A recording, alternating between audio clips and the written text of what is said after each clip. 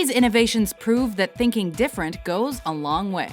If you press the digital crown, it returns to the home screen just as you would expect it to. Welcome to WatchMojo.com, and today we're counting down our picks for the top 10 Apple innovations. On January 24th, Apple Computer will introduce Macintosh. And you'll see why 1984 won't be like 1984. For this list, we're focusing on Apple products that had the biggest cultural impact, both upon their release and afterward, rather than products whose popularity fizzled out. Number 10. The Apple II.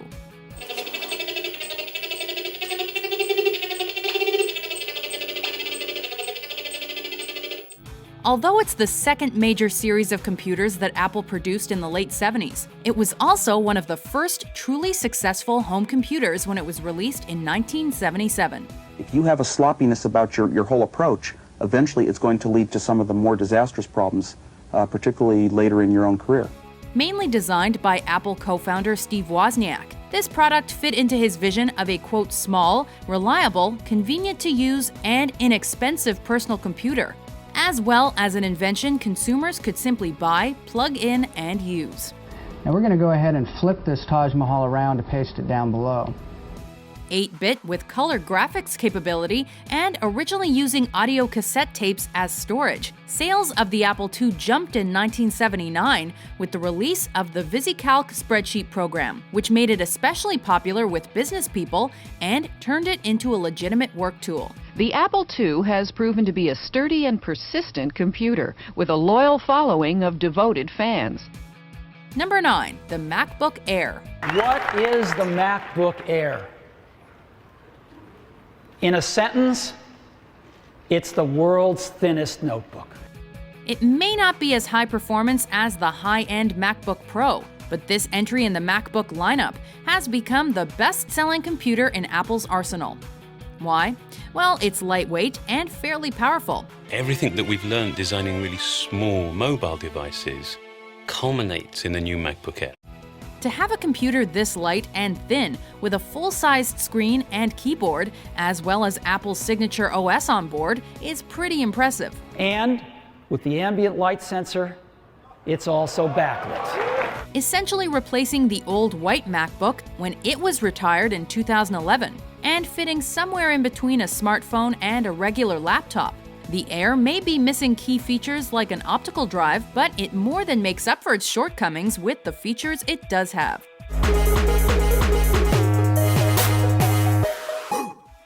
Number 8. Mac OS X. It's my pleasure today to announce Mac OS X. It launched back in 2001, and Apple has been consistently updating it ever since. Mac OS X replaced Apple's previous operating system, Mac OS, which had been used since 1984. And while Microsoft's Windows is still more widely used, Mac OS X has received consistent praise above and beyond its competition. In terms of simplicity, style, speed, and features like iChat, Spotlight Search, and more, which make sure all Apple products work together. But took them ultimately to a place that embodies the beauty and power of OS X. We discovered OS X Yosemite. Its evolution over the years has been truly remarkable. We can only guess what the next iteration will be able to do. OS X, of course, started with the bold design of Aqua. And over the years, it's evolved to the refined look we all love today in Mavericks. Well, with Yosemite, we continue this evolution. Number 7. The MacBook. I don't know how we could make something any more essential, any simpler than the new MacBook. The MacBook family came to include machines like the Pro and the Air, but from 2006 to 2011, the plain old MacBook made a name for itself as the best-selling Macintosh ever. With the stunning Retina Display. Found at the low end of the price spectrum compared to other Apple laptops, it was designed as a merge of the PowerBook and iBook, targeted to students and average consumers, and it essentially helped make the desktop obsolete. It's small and compact, and I can put it in my backpack. Though originally offered in black and white, and though it went through several design changes before it was discontinued, the classic white model became probably the best-known incarnation. And from day one, compared favorably in terms of speed and performance to the higher-end Pro. We were working for months developing just the right texture, just so that the coefficient of friction was absolutely optimal for tracking, gestures, and actually making the click. Number 6. The iPad.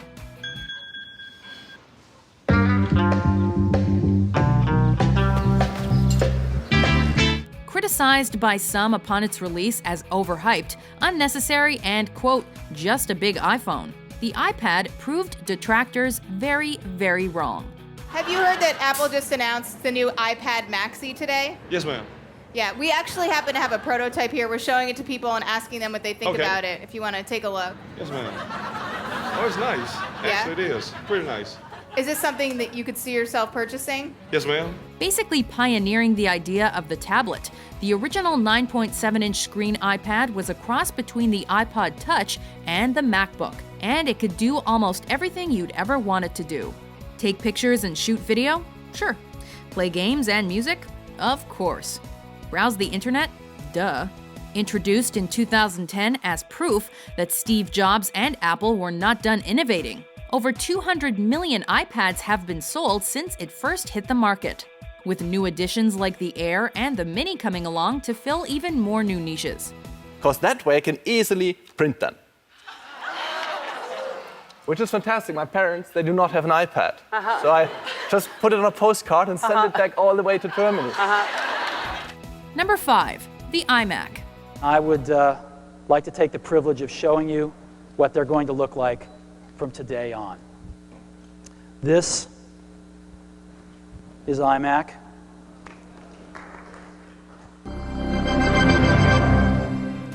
Not only did the colors make them look super cool and ahead of their time, the 1998 release of the iMac was arguably the defining moment of Steve Jobs' return to Apple.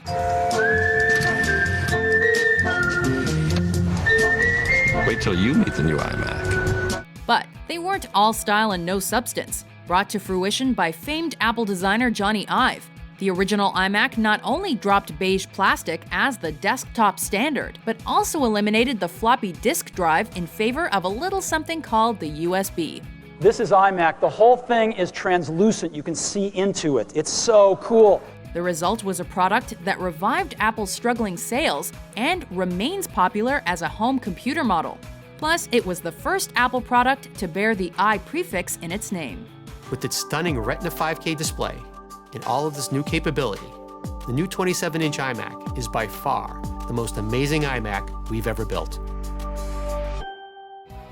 Number 4. Graphical User Interface. Apple has grown to a $300 million company, becoming the fastest growing corporation in American business history. Apple's always wanted to make their computers as user-friendly and uncomplicated as possible. But until 1984, computing involved code, command prompts, and, for many laymen, confusion. All that changed with the introduction of the Macintosh and its evolved version of the Graphical User Interface, or GUI.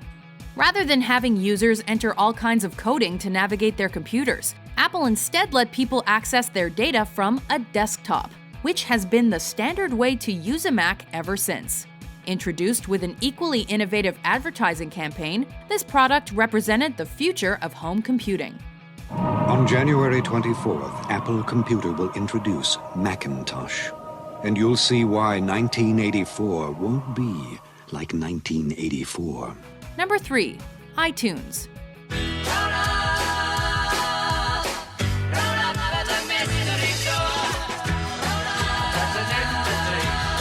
You may see iTunes as a way to store and buy songs and back up your iPhone. And it certainly does all that.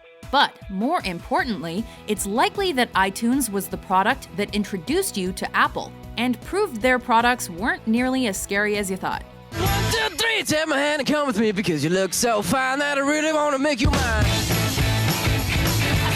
Launched in 2001, a few months before the introduction of the first iPod, iTunes was instrumental, not only in enticing PC users over to the Mac side, it also changed the way music was consumed by selling whole albums as well as individual songs digitally.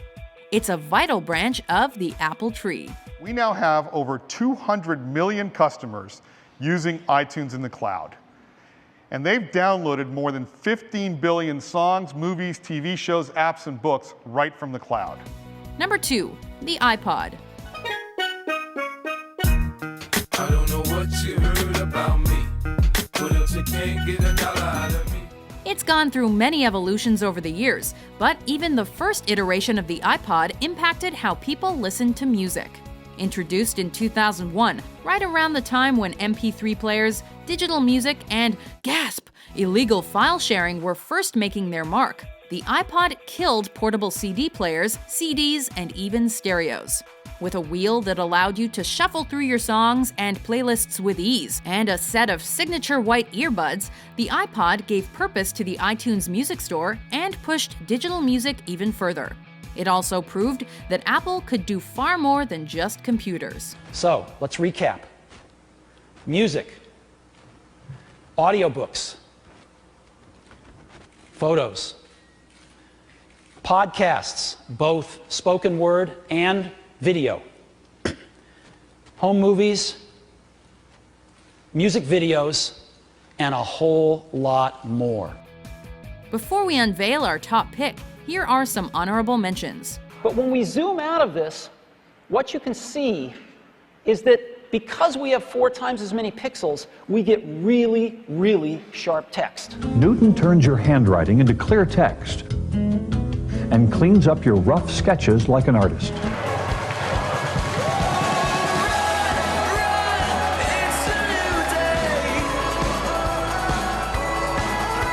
Is it going to be chilly in San Francisco this weekend? Not too cold. Maybe down to 61 degrees in San Francisco. What about Napa Valley?